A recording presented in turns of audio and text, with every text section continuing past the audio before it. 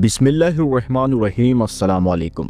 کیا آپ جانتے ہیں کہ روزے کا حکم صرف ہمیں ہی نہیں دیا گیا بلکہ تمام مشہور نبیوں کی امتوں پر بھی روزے کا حکم دیا گیا تھا۔ حضرت آدم علیہ السلام سے لے کر ہمارے پیارے نبی صلی اللہ علیہ وسلم تک ہر نبی اور ان کی امتیں روزہ رکھا کرتی تھی، لیکن کیا آپ جانتے ہیں کہ ان کے روزے ہمارے روزوں سے کس طرح الگ تھے؟ آج ہم اس ویڈیو میں آپ کو روزہ کب شروع ہوا اور روزے کی وہ خاص باتیں بتائیں گے جو شاید آپ نے پہلے کبھی نہیں سنی ہوگی۔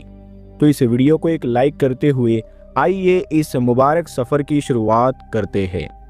اللہ رب العزت نے قرآن مجید کی سورہ بقرہ کی آیت نمبر 183 میں ارشاد فرمایا ہے کہ اے ایمان والو، تم پر ہم نے روزوں کو فرض کیا ہے جیسے تم سے پہلے لوگوں پر فرض کیے گئے تھے، تاکہ تم اس مہینے کا احترام کرو اور پابندی کے ساتھ روزہ رکھو۔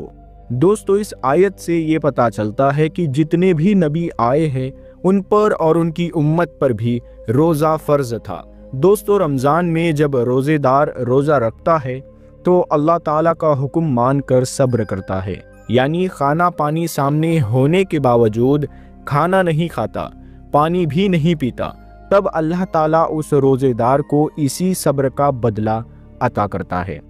اس مہینے کی فضیلت سے اللہ پاک انسانوں کے رزق میں برکت عطا فرماتا ہے اور غریب سے غریب انسان کو اللہ کی نعمتیں ملتی ہے۔ اسی لیے اس مہینے کو ماہ وسعت رزق کے نام سے بھی جانا جاتا ہے۔ دوستو، ہر مسلمان اس مہینے میں خاص طور سے ہر گناہ سے پرہیز کرتا ہے، اور جب تک اللہ کا حکم نہیں ہوتا، یعنی افطار کا ٹائم نہیں ہوتا، تب تک کوئی بھی چیز کھاتا پیتا نہیں ہے۔ اگر ہم ہسٹوریکلی اور مذہبی حوالے سے دیکھتے ہیں تو ہمیں پتہ چلتا ہے کہ حضرت آدم علیہ السلام کے زمین پر آنے کے بعد سے ہی روزے رکھنے کی شروعات ہو چکی ہے۔ بتایا گیا ہے کہ حضرت آدم علیہ السلام ہر مہینے کے 3 دن روزہ رکھا کرتے تھے۔ ساتھ ہی یہ بھی کہا جاتا ہے کہ حضرت آدم علیہ السلام ان روزوں کو جنت سے زمین پر آنے کے بعد توبہ کے لیے رکھا کرتے تھے۔ اس طرح پورے سال میں حضرت آدم علیہ السلام 36 دن روزہ رکھتے تھے۔ دوستو، حضرت آدم علیہ السلام کے زمانے میں ہر مہینے کی چاند کی 13ویں، 14ویں اور 15ویں تاریخ کو روزے رکھے جاتے تھے۔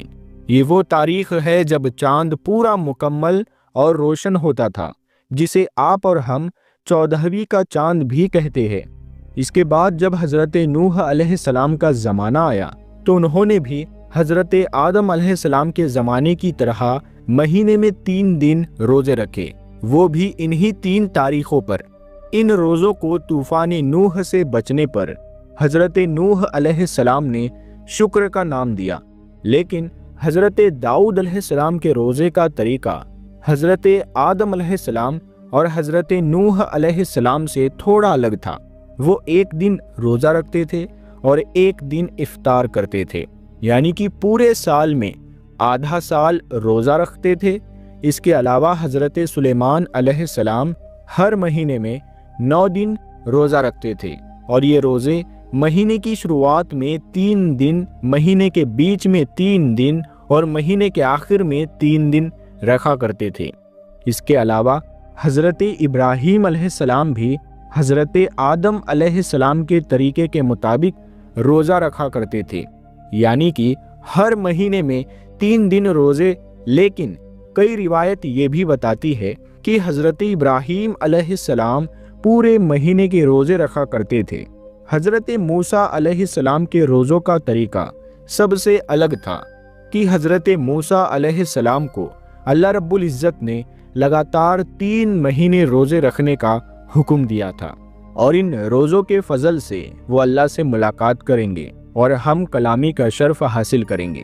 اور جب 3 مہینے روزے رکھنے کے بعد اللہ سے ہم کلامی کا دن آیا تو حضرت موسیٰ علیہ السلام کو یہ بات پسند نہ آئی کہ اتنے دن روزہ رکھنے کی وجہ سے اپنے منہ کی بو کے ساتھ اللہ سے ملاقات کیسے کروں گا۔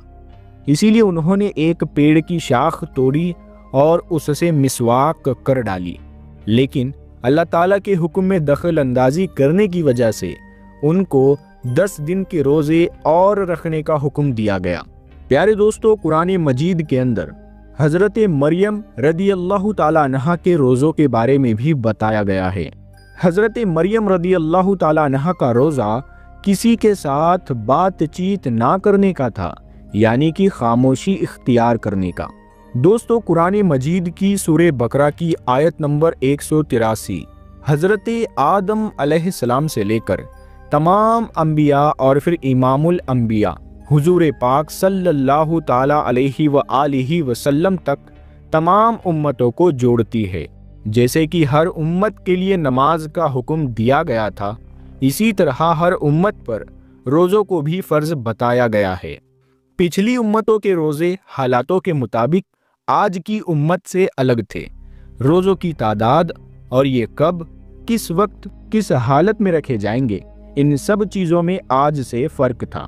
رمضان مبارک کے روزے دوسری امتوں پر فرض نہیں تھے، لیکن حضرت محمد مصطفیٰ صلی اللہ تعالیٰ علیہ وسلم کی امت پر رمضان کے روزے ہجرت کے 1.5 سال بعد 10 شعبان المکرم سن 2 ہجری کو مدینہ منورہ میں فرض ہوئے۔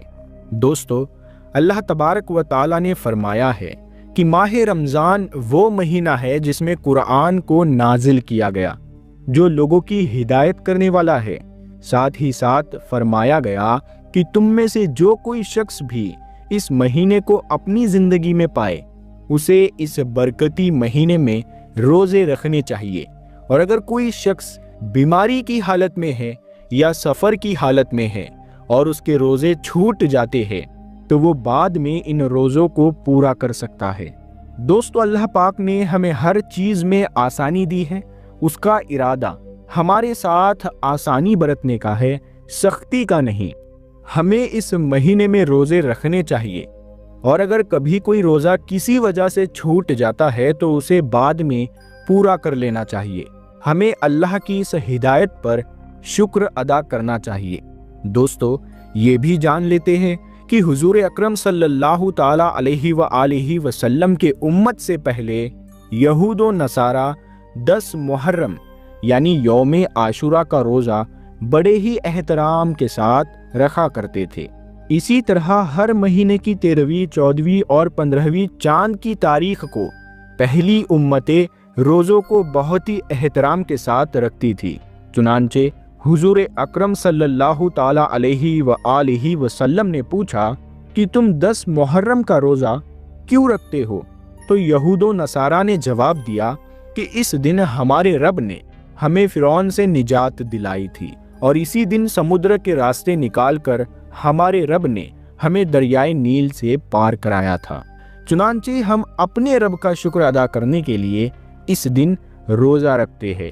اس پر حضور اکرم صلی اللہ تعالیٰ علیہ وآلہ وسلم نے ارشاد فرمایا کہ اس بات کے تو ہم تم سے زیادہ حقدار ہیں، لہٰذا تب مسلمانوں کو حکم دیا گیا کہ تم بھی محرم کے مہینے میں روزے رکھا کرو۔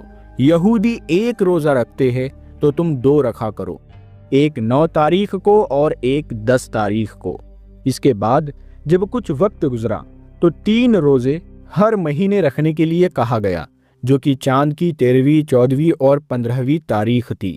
مسلمان اس دن روزہ رکھا کرتے تھے، لیکن جب رمضان المبارک کے روزوں کو فرض کیا گیا تب ان روزوں کو سنت کے روزے کا درجہ دے دیا گیا۔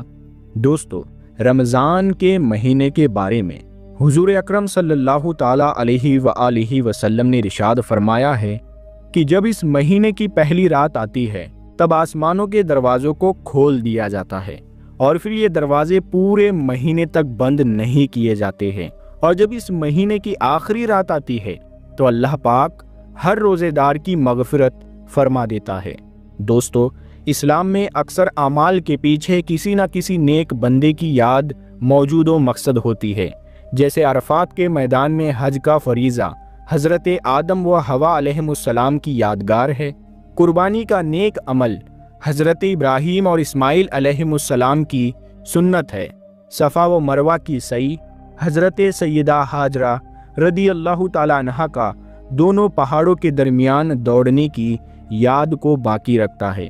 اسی طرح ہمارے پیارے رسول صلی اللہ تعالیٰ علیہ وآلہ وسلم رمضان شریف کے مہینے میں کچھ دن کھانے پینے سے پرہیز کرتے تھے، یعنی ہمارے حضور مصطفیٰ کریم صلی اللہ تعالیٰ علیہ وآلہ وسلم نے رمضان شریف میں بھوکے اور پیاسے رہنا پسند فرمایا، تو اللہ تعالیٰ نے بھی روزے کے لیے ماہ رمضان کو پسند فرما لیا اور پورے رمضان شریف کے روزے ایمان والوں پر فرض کر دیے، تاکہ میرے حبیب مصطفیٰ جان رحمت صلی اللہ تعالیٰ علیہ وآلہ وسلم کی یادگار باقی رہے اور میرے محبوب مصطفیٰ کریم صلی اللہ تعالیٰ علیہ وآلہ وسلم کی سنت قائم رہے۔ روزہ رکھنے کی وجہ سے روزے دار متقی پرہیزگار بن جاتا ہے۔ تو دوستو، یہ تھی آج کی ویڈیو۔ آپ لوگوں کو کیسی لگی آپ ہمیں ضرور بتائیے گا کمنٹ کر کے، اور چینل پر پہلی بار آئے ہیں تو چینل کو سبسکرائب کر لے اور روزانہ رات 8 بجے ایسی ہی انفارمیٹیو ویڈیو دیکھیں۔ ہم ملتے ہیں آپ کو اگلی ویڈیو میں، تب تک کے لیے السلام علیکم۔